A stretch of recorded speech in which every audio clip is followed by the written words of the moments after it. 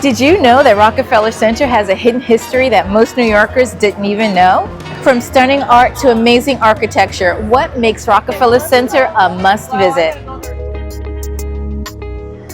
Okay, we are right across the street from Rockefeller Center. We are looking at the line for FAO Schwarz. This is a famous New York toy store. Store opens at 10, I believe, and look at all the people online. So while we are here, we are gonna just take a little walk around the area here at Rockefeller Center, Rockefeller Plaza, and then we're gonna go on the tour.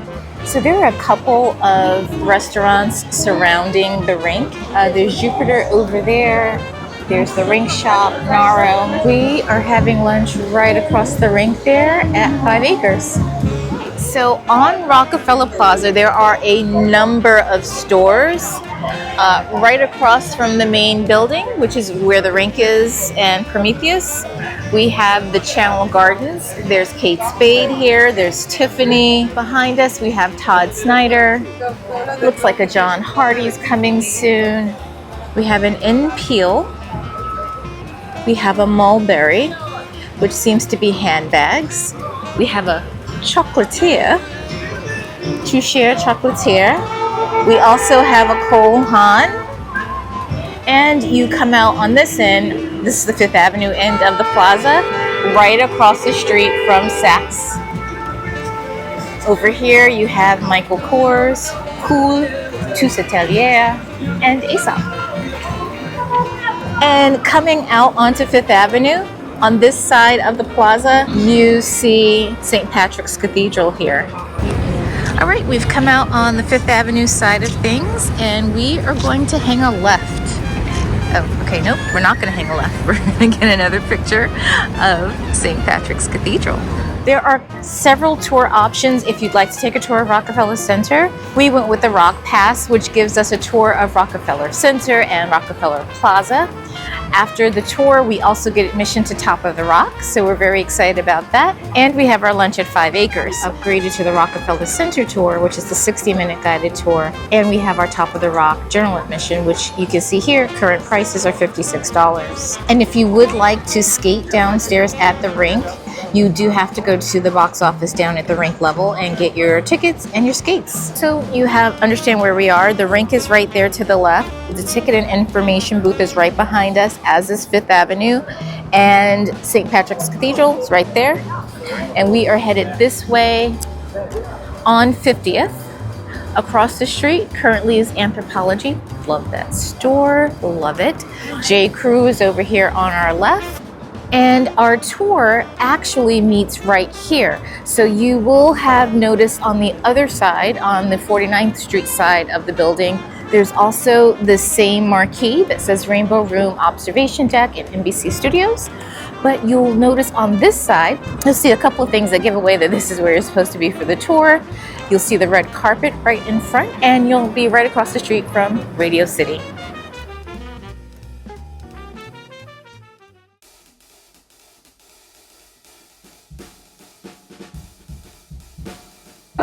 So if you needed to purchase tickets, you would come in and go straight down these stairs. We already had our tickets. And this is where you queue for your tour. So here's something I would say about the instructions. We were told, per the instructions, don't get here early to queue up, but you should get here about 10 to 15 minutes early in case you need to run to the bathroom.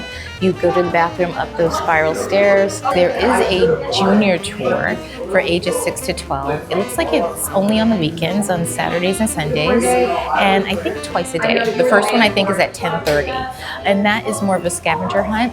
So we went the next level up for your regular Rockefeller Center tour, just because we wanted to get the full breadth of all of the history. Here we go. On the tour, you'll be provided with a headset so that you can hear your tour guide. The tour does start in the lobby of 30 Rock. So here, this is meant to be a television screen with radio waves emanating from it. And the center is not granite, it's actually rubber. The building was designed to have Art Deco flair and attention to detail. So what I do want to tell you is that We have John D. Rockefeller Jr. to thank for this building. He was a bit of a philanthropist. He was in the family business and thought that it wasn't for him. So instead of doing that, he wanted to give back. He secured the space for the Metropolitan Opera House. However, the Depression happened. So this was originally set up as a vaudeville house, and then that didn't go well. So then they moved over to producing movies instead. It was one screen with 6,000 seats, and that didn't go well. Also, they switched over to more of live shows. These are some of the first neon lights ever. Dance, drama, and song is the name of this piece. It symbolizes what you find here at Radio City Music Hall. This is drama in the center. There's an Egyptian influence here because King Tut's tomb was discovered about the same time that this was created. So there were two buildings that refused to sell to JD. Of course, being a religious man, they would be the tobacco shop, which is now the Warby Parker, and Magnolia Bakery, which was a bar. Ironic, isn't it? There are 1 million hand-painted glass set tiles in this mural. It's supposed to be about awakening mankind.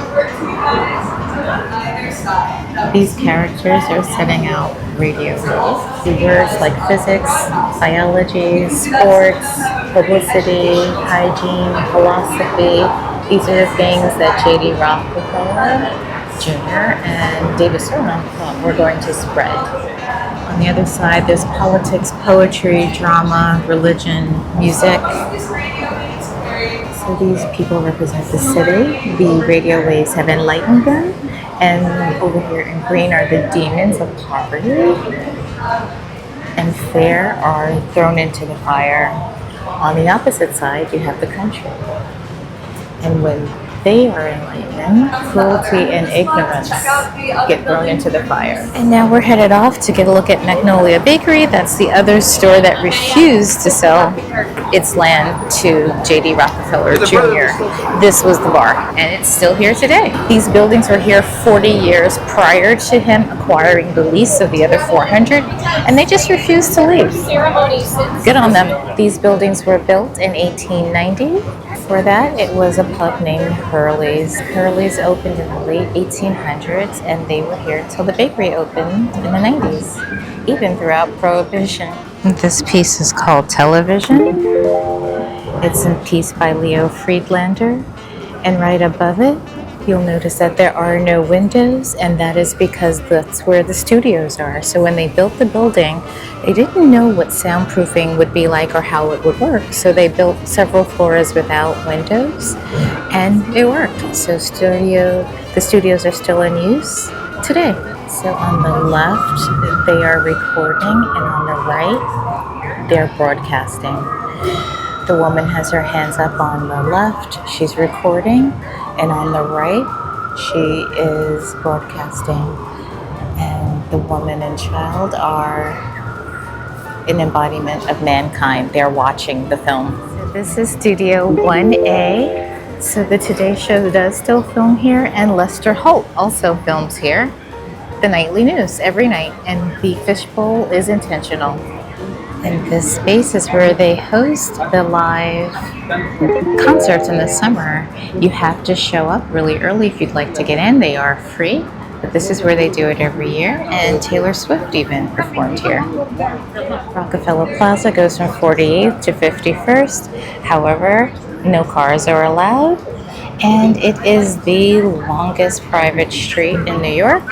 The only car that's allowed to drive up here is the car, or the truck, that brings in the Christmas tree every year. This is the exact spot where the tree will go when it comes in for the season. The first tree that was put here was 20 feet tall, and now the topper is 9 feet tall. So that's sound on the left, light on the right, and wisdom in the middle. The Story of Mankind is the name of this piece, and it's designed to be read as a hieroglyph. The 4 pieces on the bottom represent the story of mankind. The ship is international trade and travel. Then you get to industrialization, and then Mercury or Hermes. which is the god of messaging. He's designed to spread all of the knowledge and wisdom that industrialization has brought us. The figure on the left is an Italian woman starting her life in New York, and the woman on the right is the Statue of Liberty, represented by Columbia. And Columbia is based upon a story by Phyllis Wheatley. And it's because of her story we have the Statue of Liberty. Her story is what the Statue of Liberty is based on. And this is a piece that was gifted us by an Italian artist, Giacomo. Swords into Plowshares is the name of this piece. The building behind us was meant to be a place that we would do relations with Italy. This one was meant to be with Great Britain. You see the lions there. And here is another look at the Italian building, because again, this was meant to be a relationship builder with Italy. Here you have Atlas, who of course held the weight of the world on his shoulders, and the sky. And all of the zodiac symbols are carved into the statue. So the building was intentionally built with terraces to let light in, unlike the buildings that were built down in the Wall Street area where it's dark and they were built close together. This was done intentionally to just let light into the building. So the fountains and the gardens are supposed to be representing the English Channel. So you have the English building over there from inside the plaza, and then over here is the French building. As we head back down towards the rink.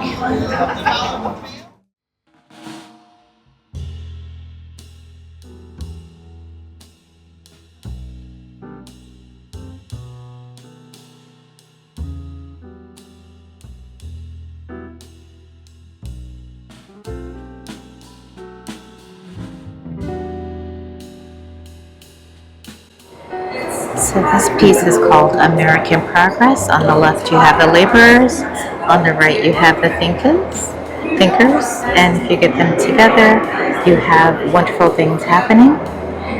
And 30 Rock is going up in the center, and we are standing in 30 Rock. However, this was not the original mural that stood here. Frida Kahlo's husband, Diego, was the original artist of a piece here that was covered up. Instead, Mann at the Crossroads was here. It was meant to show capitalism, and on the other side was communism. It wasn't meant to show one being better or worse. But Diego Rivera, he was part of the Communist Party, and he put Lenin in at the very end, and that really upset the Rockefellers. They asked him to change Lenin's face. He refused to do it, and the Rockefellers were the face of capitalism, so they covered over the artwork. Rivera refused to put Lincoln on the other side of this original painting. However, he was put in here instead.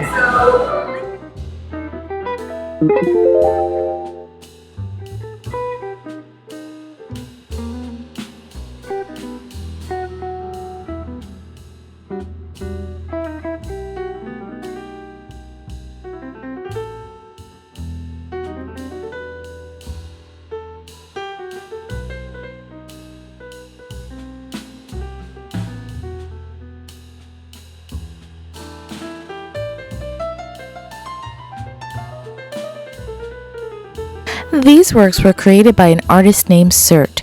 He completed the pieces that you see here and was brought in to replace Diego Rivera's Mann at the Crossroads with his American Progress when Diego and the Rockefellers had their falling out. The tour was amazing. It was about an hour on the nose. Took us around the Rockefeller Plaza campus. We learned a lot, particularly about the genesis of this building. So you may know that John Rockefeller Sr. was the chairman of Standard Oil. Standard Oil was broken up into a million little pieces. He was the top shareholder for all of those, which made him richer than he possibly could have imagined. His son, John D. Rockefeller Jr., went into the business with him, decided that he did not like it. He was a devout Baptist and decided that he wanted to be more of a philanthropist than a businessman. So he secured the space that we're standing on right now, with the exception of 2 buildings, the Magnolia Bakery downstairs and the Warby Parker building. One was a bar and the other was a tobacco shop, which were, as John D. Rockefeller Jr. put it, pebbles in his shoe. He could not get those buildings to sell, so this was a plot of land that had about 400 buildings on it, on these blocks. Everyone sold except for those 2 buildings. So he originally was going to put the Metropolitan Opera House here, but as he was about to start, we had the Great Depression. Instead, he worked with his friend who convinced him to put here instead a pillar to radio and television. He was the chairman of RCA and NBC. They built this building, and all of the artwork, for the most part, that you see around the building is designed to talk about how radio and television are supposed to be the great panacea and really much the enlightenment of all the people, whether you live in the city or on a farm. J.D. Rockefeller Jr.'s wife, Abby, was part of the group that started MoMA, and he commissioned her to do all of the artwork and all of the reliefs that you see here around the building. He gave her a $300,000 budget. She spent $5 million. And because she spent $5 million, we have this wonderful, wonderful example of Art Deco, art and architecture, and we can thank Abby Rockefeller for it. And so, who is this experience for? If you are a history buff, if you like architecture, if you like art, if you are just into New York history, a tour of the Rockefeller Center is definitely for you. We loved it. We enjoyed it. We learned things that we didn't know. As native New Yorkers, I have walked past those buildings. I knew that they were Art Deco, but I did not have the details that I learned on this particular tour. Now that you've watched this video, you know some things that native New Yorkers don't. So, yes, definitely art, history, architecture, if that's your thing, the tour is definitely worth it. Stay tuned for the next video in this series where we'll take you to the top of the rock and lunch at 5 Acres.